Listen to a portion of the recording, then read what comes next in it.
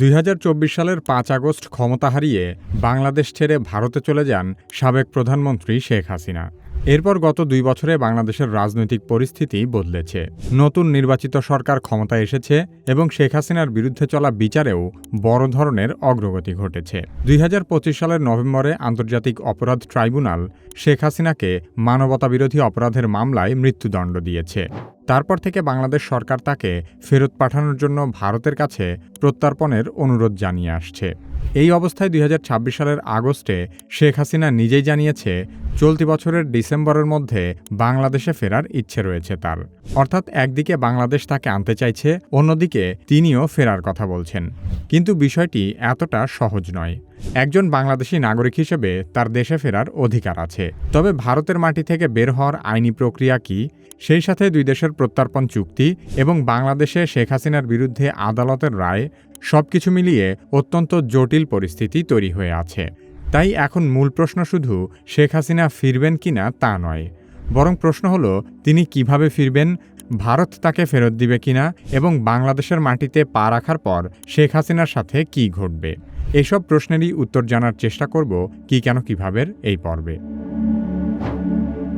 বাংলাদেশের সংবিধানের ৩৬ অনুচ্ছেদে নাগরিকের চলাচলের স্বাধীনতার পাশাপাশি বাংলাদেশ ছেড়ে যাওয়া এবং আবার বাংলাদেশে প্রবেশের অধিকার দেওয়া হয়েছে। শেখ হাসিনা যেহেতু বাংলাদেশের নাগরিক, তাই তার বিরুদ্ধে মামলা, সাজা বা গ্রেফতারি পরোয়ানা থাকা মানেই এই নয় যে তার বাংলাদেশে ফেরার অধিকার শেষ হয়ে গেছে।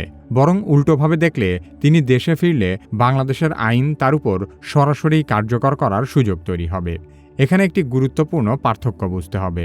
দেশে প্রবেশের অধিকার আর দেশে প্রবেশ করে স্বাধীনভাবে চলাফেরা করার অধিকার এক বিষয় নয়। শেখ হাসিনা বাংলাদেশে ফিরতে পারেন, কিন্তু তার বিরুদ্ধে যে সাজা, মামলা এবং আইনি আদেশ রয়েছে, সে কারণে তিনি বিমানবন্দর থেকে বের হয়ে নিজের মতো করে চলাফেরা করার সুযোগ পাবেন না।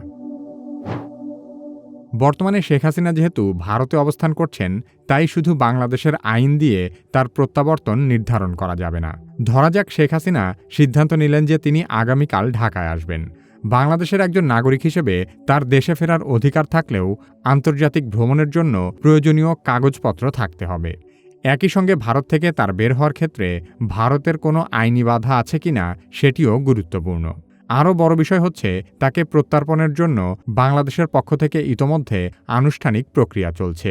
ভারত জানিয়েছে বাংলাদেশের অনুরোধ তাদের আইনি প্রক্রিয়ার মাধ্যমে পরীক্ষা করা হচ্ছে। ফলে শেখ হাসিনার ভারত ত্যাগের বিষয়টি এখন শুধু একজন বিদেশি নাগরিকের বিমানের টিকিট কেটে দেশ ত্যাগের মতো পরিস্থিতি নয়। অর্থাৎ শেখ হাসিনা নিজের দেশে ফেরার সিদ্ধান্ত নিতে পারেন, কিন্তু সেই সিদ্ধান্ত বাস্তবে কার্যকর করার ক্ষেত্রে বাংলাদেশের পাশাপাশি ভারতের আইনি ও প্রশাসনিক ব্যবস্থারও ভূমিকা রয়েছে। বর্তমান পরিস্থিতিতে শেখ হাসিনার বাংলাদেশে ফেরার সবচেয়ে সরল পথ হচ্ছে স্বেচ্ছায় ফিরে আসা। ২০২৬ সালের ৫ আগস্ট দিল্লিতে আয়োজিত একটি অনুষ্ঠানে শেখ হাসিনা ভার্চুয়ালি অংশগ্রহণ করে জানান তিনি ডিসেম্বরের মধ্যে দেশে ফিরতে চান। জুলাই মাসেও তার দেশে ফিরে কর্তৃপক্ষের সামনে আত্মসমর্পণের পরিকল্পনার কথা আন্তর্জাতিক গণমাধ্যমে এসেছিল। স্বেচ্ছায় ফেরার ক্ষেত্রে প্রয়োজনীয় ভ্রমণ এবং ভারতীয় আইনি প্রক্রিয়া সম্পন্ন করে তিনি বাংলাদেশে ঢোকার সাথে সাথে আইন শৃঙ্খলা রক্ষাকারী বাহিনীর হেফাজতে যেতে বাধ্য হবেন।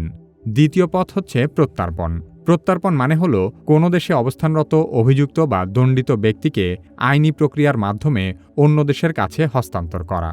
বাংলাদেশ ও ভারতের মধ্যে ২০১৩ সালে প্রত্যর্পণ চুক্তি হয়েছে। বাংলাদেশ সেই কাঠামোর মাধ্যমেই শেখ হাসিনাকে ফেরত চাইছে। আরেকটি সম্ভাবনা হচ্ছে ভারত শেখ হাসিনার আশ্রয় বাতিল করে তাকে বাংলাদেশে পাঠানোর সিদ্ধান্ত নেওয়া। তবে ভারত শেখ হাসিনার সাথে এই কাজ করলে ভবিষ্যতে অন্য কোনো দেশের নেতারা ভারতের সাথে ঘনিষ্ঠতা বাড়াবে না। সেই সাথে ভবিষ্যতে যদি কখনো বিজেপির পরিবর্তে কংগ্রেস আবারও ভারতের ক্ষমতায় আসে, তাহলে তারাও শেখ হাসিনাকে এভাবে ফেরত পাঠাবে না। কারণ গান্ধী পরিবারের সাথে শেখ পরিবারের বহু পুরনো সুসম্পর্ক রয়েছে।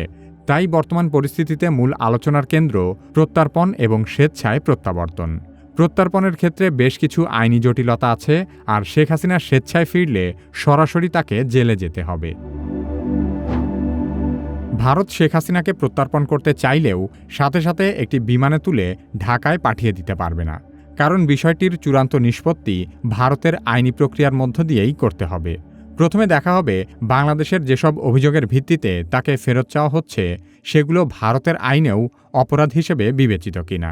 এই ধারণাকে আইনের ভাষায় বলা হয় ডুয়াল ক্রিমিনালিটি বা দ্বৈত অপরাধ। অর্থাৎ যে কাজের জন্য এক দেশ কাউকে ফেরত চাইছে সেটি দুই দেশেই অপরাধ হতে হবে।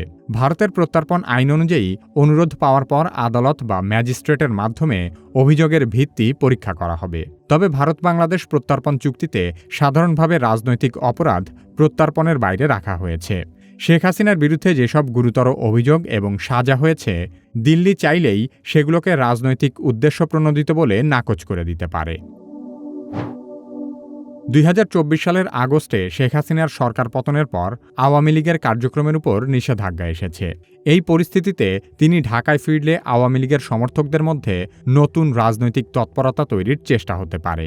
বিপরীতে ২০২৪ সালের আন্দোলনের পক্ষের বিভিন্ন রাজনৈতিক এবং সামাজিক গোষ্ঠীর মধ্যেও তীব্র প্রতিক্রিয়া দেখা দিবে। গণমাধ্যমের বিশ্লেষণে শেখ হাসিনার প্রত্যাবর্তনকে সম্ভাব্য রাজনৈতিক অস্থিরতার একটি গুরুতর উৎস হিসেবে বিবেচনা করা হচ্ছে। তবে শেখ হাসিনা ফিরে আসলেই আওয়ামী লীগের আবারও আগের অবস্থায় ফিরে যাওয়া সহজ নয়। তিনি দেশে ফিরেই দলকে নিয়ে প্রকাশ্যে রাজনীতি শুরু করতে পারবেন কিনা সেটি নির্ভর করবে তার নিজের আইনি অবস্থান এবং আওয়ামী লীগের উপর কার্যকর বিধিনিষেধের ওপর। অর্থাৎ শেখ হাসিনার প্রত্যাবর্তন রাজনৈতিক দিক থেকে প্রতীকীভাবে অত্যন্ত গুরুত্বপূর্ণ হলেও বাস্তব ক্ষমতার রাজনীতিতে এর ফলাফল তাৎক্ষণিকভাবে কী হবে তা এখনই নিশ্চিত করে বলা যাচ্ছে না। তবে শেখ হাসিনা দেশে ফিরুক বা না ফিরুক, তার এই ঘোষণার মাধ্যমে বাংলাদেশে থাকা আওয়ামী লীগ কর্মী এবং সমর্থকদের মধ্যে এক ধরনের আশার সঞ্চার হয়েছে, যার মাধ্যমে তারা আগের চেয়ে আরও বেশি প্রকাশ্যে তাদের রাজনৈতিক কর্মসূচি বাস্তবায়নের চেষ্টা চালাতে থাকবে। এতে করে শেখ হাসিনা নিজে কখনো দেশে ফিরতে না পারলেও তার পরিবারের অন্য সদস্যরা ভবিষ্যতে দেশে ফিরে রাজনীতির ক্ষেত্রে এর সুবিধা ভোগ করবে। পতিত স্বৈরাচারদের পালিয়ে দেশ ত্যাগ করা মোটেও নতুন কোনো বিষয় নয়।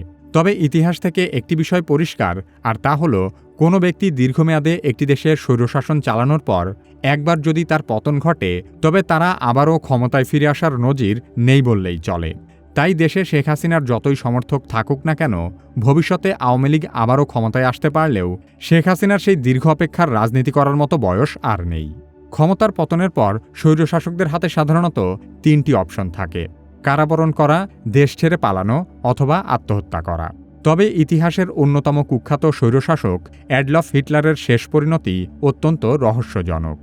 দ্বিতীয় বিশ্বযুদ্ধে জার্মানির পরাজয়ের পর হিটলার তার ব্যক্তিগত বাংকারে আত্মহত্যা করেছিলেন বলে মনে করা হলেও হিটলারের লাশ কেউ দেখেনি। এমনকি হিটলার নাকি ডুবোজাহাজে চড়ে জার্মানি থেকে আর্জেন্টিনায় পালিয়ে গিয়েছিল। তবে এসব গুজব এমনি এমনি তৈরি হয়নি। এর পেছনে আছে বহু ঐতিহাসিক তথ্যভিত্তিক ষড়যন্ত্র তত্ত্ব। হিটলার কি সত্যিই আত্মহত্যা করেছিল নাকি পালিয়ে গিয়েছিল সে সম্পর্কে জানতে চাইলে কি কেন কিভাবের এই ভিডিওটি দেখতে পারেন।